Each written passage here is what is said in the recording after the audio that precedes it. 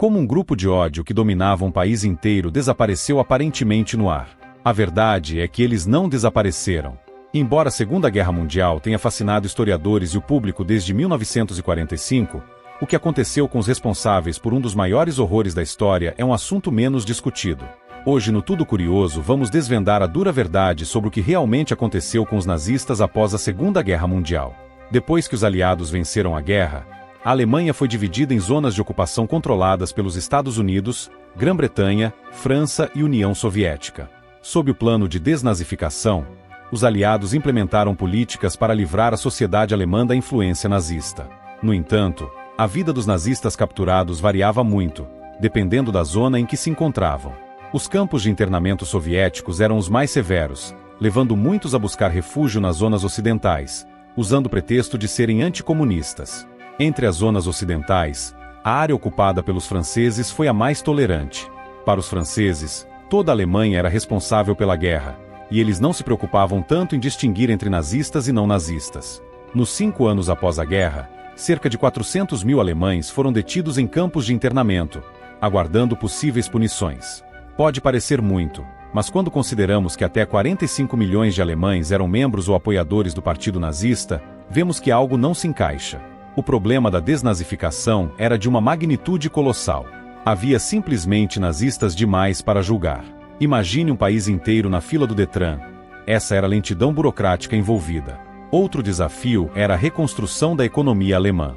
As regras de desnazificação exigiam que os infratores fossem removidos de seus cargos e forçados a fazer trabalhos manuais. Mas se todos os nazistas fossem punidos, não haveria trabalhadores qualificados suficientes para manter a sociedade funcionando. Na zona britânica, por exemplo, 90% dos advogados eram nazistas. Sem eles, o sistema judiciário ficaria paralisado. Situação semelhante ocorreu na zona francesa, onde 3/4 dos professores foram demitidos por sua associação ao nazismo, mas acabaram sendo recontratados para evitar o colapso do sistema educacional. Reconstruir um país enquanto se tenta categorizar e punir milhões de cidadãos culpados estava longe de ser simples. Quando a desnazificação começou, o general Eisenhower estimou que o processo levaria 50 anos. Mas em 1946, as potências aliadas entregaram a responsabilidade pela desnazificação à própria Alemanha. Isso mesmo, a Alemanha ficou encarregada de aplicar suas próprias punições. A América do Sul se tornou um destino popular para os nazistas mais perigosos.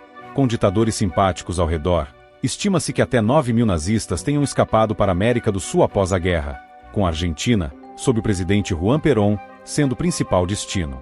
Perón, grande fã do fascismo, trabalhou para criar rotas de fuga pelos portos da Itália e Espanha e ajudou na falsificação de documentos para a saída desses nazistas. Muitos mudaram de nome ao chegar, mas alguns retomaram suas identidades reais quando perceberam que não seriam extraditados. A Argentina não foi o único país a acolher nazistas para seu benefício. Com o início da corrida armamentista entre os Estados Unidos e a União Soviética, recrutar cientistas e engenheiros nazistas se tornou prioridade, mesmo que isso significasse ignorar seus crimes. Em 1945, os Estados Unidos lançaram secretamente a Operação Paperclip para trazer cientistas alemães, muitos deles nazistas, para trabalharem no desenvolvimento de armas e tecnologia, incluindo o programa espacial da NASA. Os criminosos mais graves que não conseguiram escapar foram julgados nos tribunais de Nuremberg em 1946, acusados de crimes de guerra, crimes contra a humanidade e agressão. Esses julgamentos foram um marco para o direito internacional, mas embora tenham representado justiça para alguns, muitos nazistas nunca foram responsabilizados.